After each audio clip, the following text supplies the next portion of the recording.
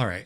Today, as per the title, I want to talk about the most expensive television show in human history and explain why this program is objectively terrible to a point where I simply can't keep my mouth shut anymore and I have to complain about it. Rings of Power is an insult to the property. The quality level on display here when it comes to direction, writing, and cinematography is absolutely rock bottom.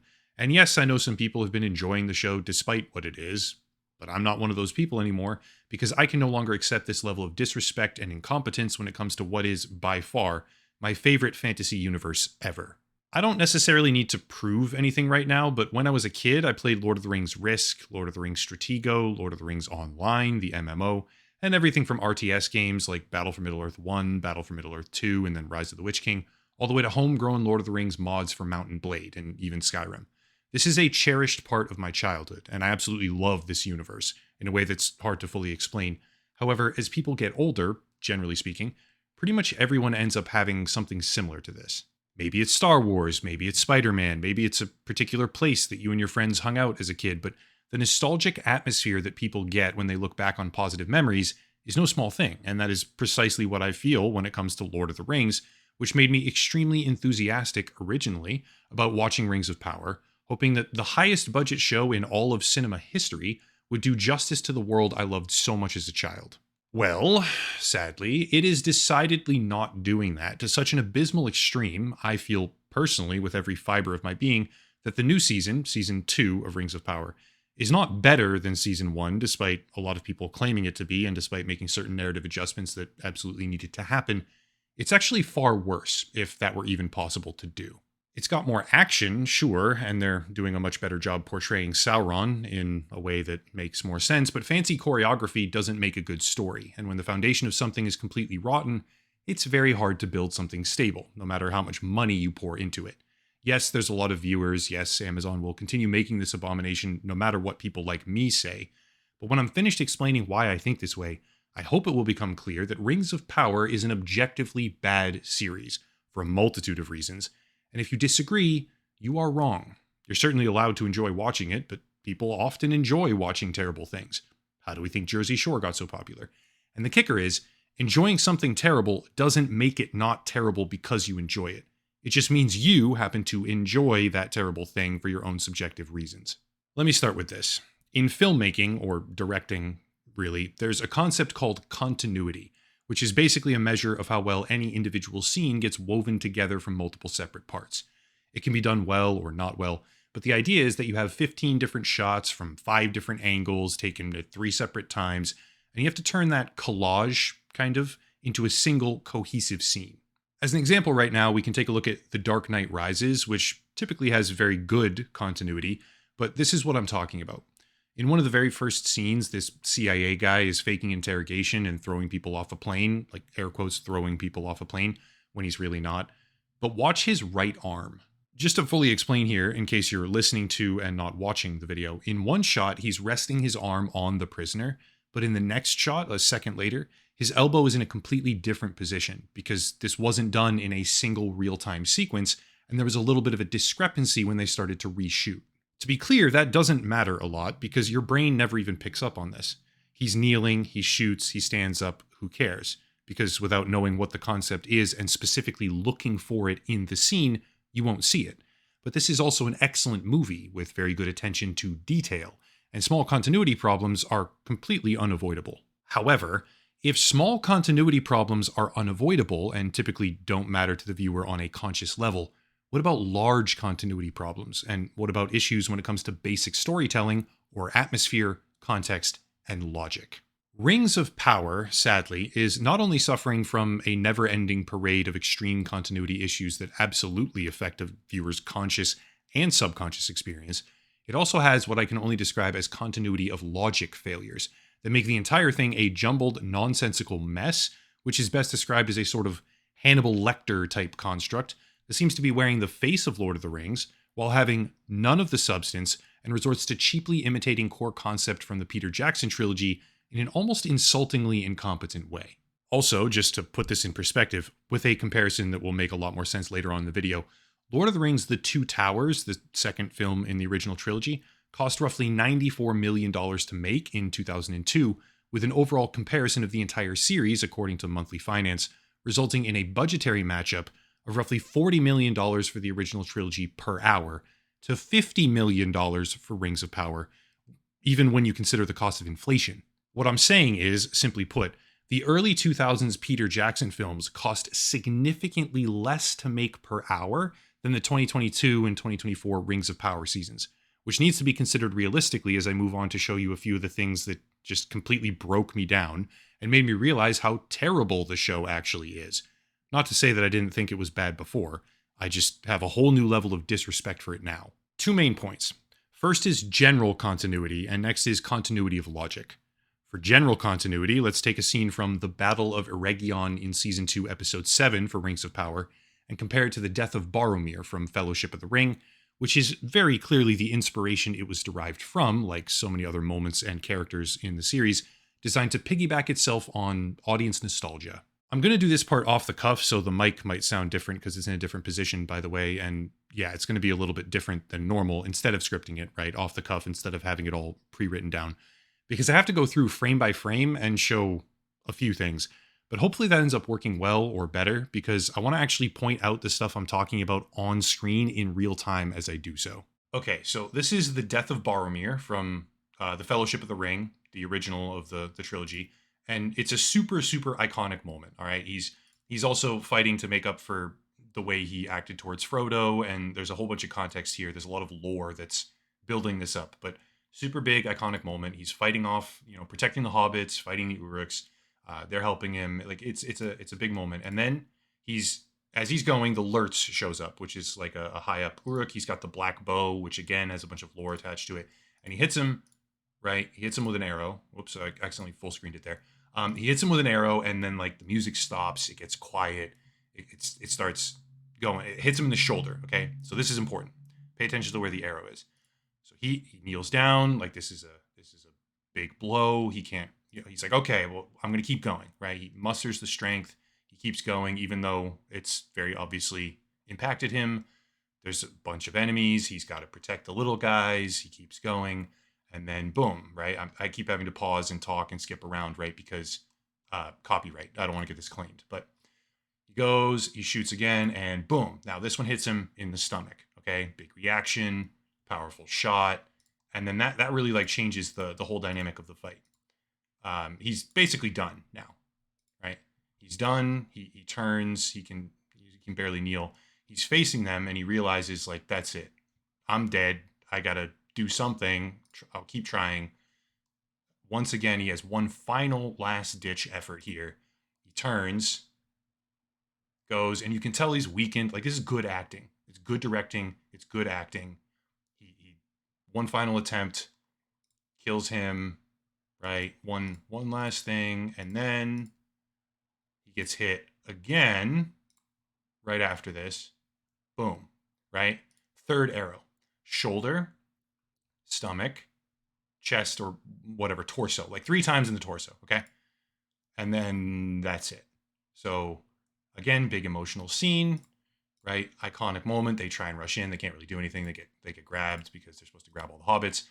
Lurtz comes up, he's about to finish him off, right? And then he gets jumped by Aragorn. So it's a very, very important scene that has a lot of buildup and 3 arrows in consistent positions as they hit Boromir. He has a last-ditch effort, and then he goes down. Like, again, everybody who watches Lord of the Rings knows about this scene. Again, super iconic. Now, keep all of that in your mind, and let's switch over to Rings of Power, because once you see the quality I'm talking about, you can't unsee these problems, okay? Once you know about them, they're there and they stick in your mind. And to be completely honest here, I don't think they should be forgiven for this kind of stuff. Here it is. Okay, so setting aside the fact that the thing that they're using to break through the wall is just utterly and completely ridiculous. It's the Ravager or the Reaver or whatever, and it like rips stones out because they just wanted to have some kind of weird non-realistic thing to break through the wall. I mean, not that gunpowder in giant explosive mines for Helm's Deep is super realistic, but I'll get to that in a second. Anyway, so pay attention to her. This is the really good part. So she is the main focus for today. So he says, oh, we got to stop this thing and we got to, work together and we need to go, you need to do something important. So go shoot it. So he goes up here and he gets there and he says, you know what? We need to whatever I don't even remember what they're shooting. She's shooting something that's important. But okay, take the shot. Take the shot. Oh, you're going to be the hero. You need to do this. And then suddenly, suddenly, and boom, she gets hit by an arrow. Okay, right here. See the arrow? That's one arrow. Uh-oh, that's not good. And then suddenly she gets hit by more from every single direction. Okay, she's getting hit from all sides. Okay, so good on the orcs for coordinating all those shots instantly at her and then stopping and letting her complete the mission. But I'll get to that in a second. So she gets hit over and over, at least 5 times. At least 5 times. I think 6, but at least 5. Shoulder, right there, very clearly in the shoulder. Torso, other side of torso. Oh, and then she gets hit again, right? Boom, another arrow right here, another torso shot. So she has been hit at least, as we can see, 5 times in the torso, right? At least 5. And then I think another one came in from the side there. But she gets hit that many times and she falls down. Oh my gosh, what are we going to do? Like, this is really bad. Pay attention to the shoulder here, though. She's in rough shape. Oh no, but there's no more arrow in the shoulder. Okay, like, where did the shoulder arrow go? Keep that in mind. What's going on there? Did it teleport? Okay, she rips an arrow out of herself. Okay, still no arrow in the shoulder anymore. Oh, you see this arrow in the leg? All right, so there's an arrow in her leg now. I don't remember. There's 2 arrows in her leg. I'm sorry. There's one down here, boom, and one here. Okay, so she got hit more than 5 times, but whatever, leg shots, okay. But there's no more arrow in her shoulder. Okay, so she lights the arrow on fire. She's about to be the hero. All right, let's go. And oh, wait, what's that? Oh, the arrow in her shoulder's back. Okay, well, that was just gone 5 seconds ago. Why is that back now? Okay, so we have teleporting arrows. But wait a second. The arrows in her leg are gone.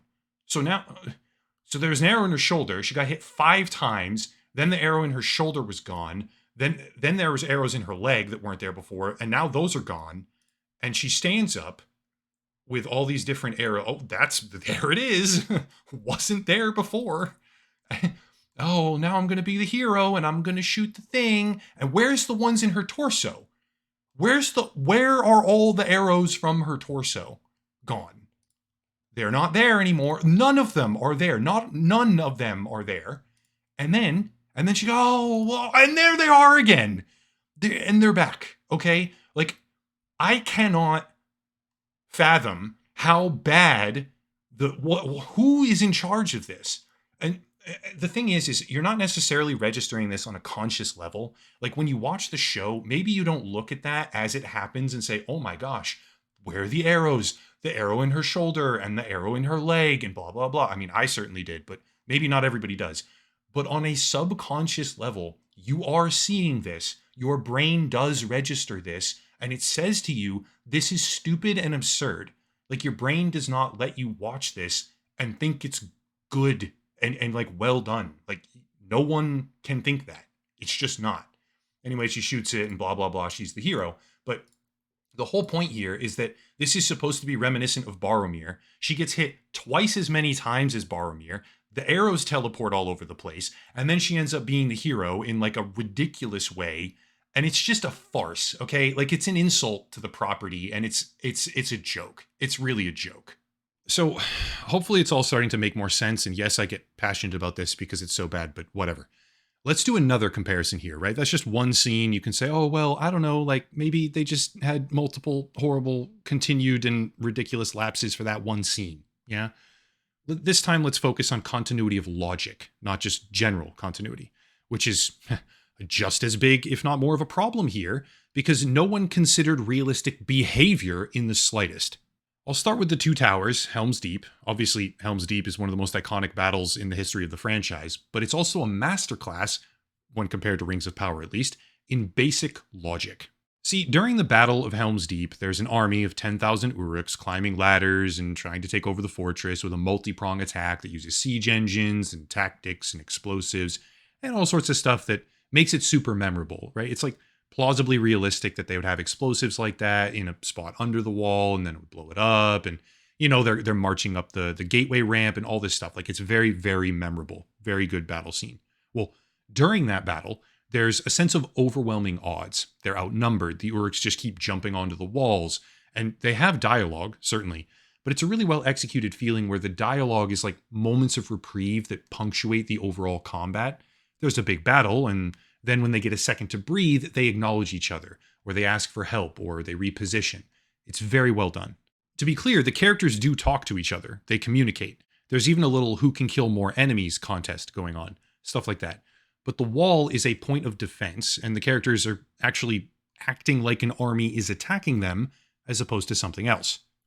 Well, once again going off script, this right here is what Rings of Power has chosen to do, while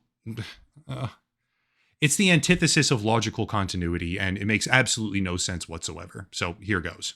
Okay, so I'm gonna have to skip around again for copyright, but if you start playing it, I mean, there's like the big horde of orcs. Like it's a big force, right? It's overwhelming odds. It's supposed to be like that. I would assume the city's gonna fall, and they're all running in, and blah blah blah. And you start skipping around. Okay, so they're getting shot. They're defending the walls, right? They're taking them down, and then there's a oh yeah, and she's just up here, by the way. When does she walk over there? There's this lady, whatever, Miranda, I don't know. She's up on the wall, and she's standing there in the middle of this battle for some reason. As they're rolling up on with the siege engines and all the people shooting, like they're getting hit. Okay, the elves are getting hit. The orcs are fighting back. They're coming closer and closer. And I'm trying to find it. She's just standing on the wall, like looking out over a main point of the battle, and she sees this thing. This is the thing that's supposed to take the wall down. This is their weird, I don't even know, reverse bow that yanks stones out because let's be creative. Cool. They're rolling it up to the wall. Yes, yes, yes. Fine, fine, fine. And she's walking around. They're just standing there. Okay. They're all just standing there, not doing anything, just looking at it. Okay, cool. All right. I mean, that's fun. And then we get to this point, and then we have to skip ahead because it's a bunch of exposition. He figures out that it's all broken and all bad, and spoilers, sure, but whatever. I mean, this is last week's episode. And then he goes outside, and then he starts going up. Okay, he gets hit by a thing, and it's oh so very sad. And how's he ever gonna make it? And then he goes, and okay, comes up. There's orcs coming directly over. I mean, they're not ladders; they're just trees with branches. But there's other ladders later. There's orcs actively coming over the wall. I mean, they're jumping over actively. Like this is a main point of the battle, right? Directly beneath this spot on the wall is where they're trying to come through and tear it down and get into the city. Orcs jumping in. Okay, he runs over here. And now she's still just standing there because that's a logical place for her to be, just like taking a little vacation to sightsee. And they have this massive, massive exposition dump while the wall is getting ripped apart. Okay. And he's just talking and talking. And then here comes Sauron, and they're just doing an entire scene. They're just standing around. Remember, orcs were literally coming over a tree right here, right there, 15 feet away from them. and they talk and they talk and they talk, and it's this whole huge thing, and she's all emotional, and then he throws her off, and I'm not going to show it because I would get demonetized because there'd be like fake blood or whatever. But he throws her off, and then it's this whole thing, and oh no, what have I done? And it's a huge on the wall. Oh my gosh, dude. It's unbelievable that they would treat it this way. It doesn't feel pressing. None of this feels important. It feels like a joke. It feels like a sparsely populated city where the orcs are not doing anything. They're just running up and standing around at the wall. Or if they're climbing over, it doesn't matter because even 2 or 3 elves dispersed randomly can somehow defend the entire wall from all these ladders while they can just tell a story to each other this entire time. I mean, it every single positive aspect of the Siege of Helm's Deep doesn't exist here. None of it exists here. And again, maybe you're not thinking about this consciously. You're not looking at this and saying, oh my gosh, like, why are they having an exposition dump at the key point of the wall? Wouldn't the elves be swarming?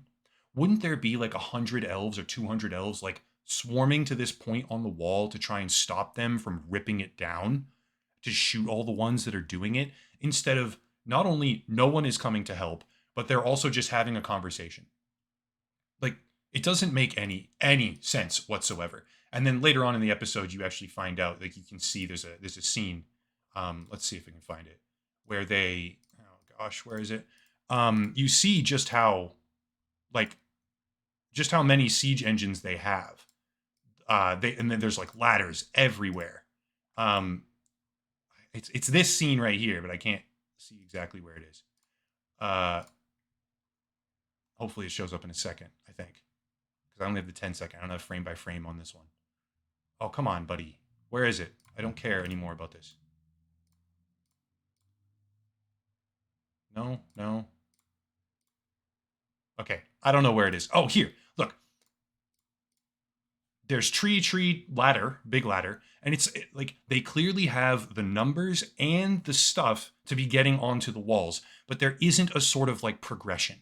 In Helm's Deep, you can see in real time the numbers are dwindling, right? They're fighting. They have these moments where they can talk to each other because they're getting pressed by greater numbers, so they make do. But over time, like their defenses dwindle and it goes down. This is not like that. This is like a weird time is frozen type state where all this is happening, but nothing's really happening, and they can just exposition dump on the wall. I mean, I'm rambling now, so I'm going to cut it and go back to my script. But this is a joke. This is a cinema joke. Okay, it's garbage. Back on script. I want to make something clear on this. These are just two scenes of an episode that happened minutes apart from each other, by the way. But these are just the two scenes that pushed me over the edge because of how directly they compare to the Two Towers, or Fellowship of the Ring and Two Towers, which is probably, Two Towers is my favorite movie from the original trilogy, right? And Fellowship of the Ring, I don't know, they're all great, but these scenes directly compare, and it's mind-blowing. These are by no means the only problems with the episode, not even close, by the way, but they're so egregiously bad that, in my opinion, it becomes completely indefensible. You can like it, but you objectively must acknowledge that it is bad. I'll still finish out the overall series. I'll still probably do a final review at the end of it as well, which was my original intention from the start this time. But having seen how bad it really is, especially when that realization comes at what is clearly supposed to be a climax battle of the narrative, I just couldn't bite my tongue. I had to complain about it, and I had to do a piece on why Rings of Power is an insult to Lord of the Rings, despite being the most expensive series ever made. Sadly, all the money, literally all of the money, it seems, was put towards special effects, right? Because not even the costumes are that good. I mean, the special effects are certainly beautiful at times, but rather than making a truly successful and well-rounded experience, they've opted for cheap narrative tricks, shallow imitations of what was previously loved, and just absolutely terrible overall directing with garbage writing. So far, season 2 is a 2 out of 10. I'm not joking, I mean that rating. That's it. If you want to support the channel, check out the links down below. A special VPN deal, locals and Patreon, other links as well, but I'll cut it there and stop rambling. I only did this because Lord of the Rings is very, very special to me, and this show has been pissing me off for a while, and I just had to. It was like a sneeze that I couldn't get out, so I did it. Also, I've been playing a whole lot of Throne and Liberty lately, so expect a review on that game, maybe a live stream as well, and also an announcement about a new gaming news website that we're going to be launching soon under the Upper Echelon banner. I know I've been kind of quiet recently and not many videos, but there's a fair bit of stuff going on behind the scenes, so yeah, there's a reason for that. Stay tuned. As always, thank you all for watching, question everything, and have a nice night.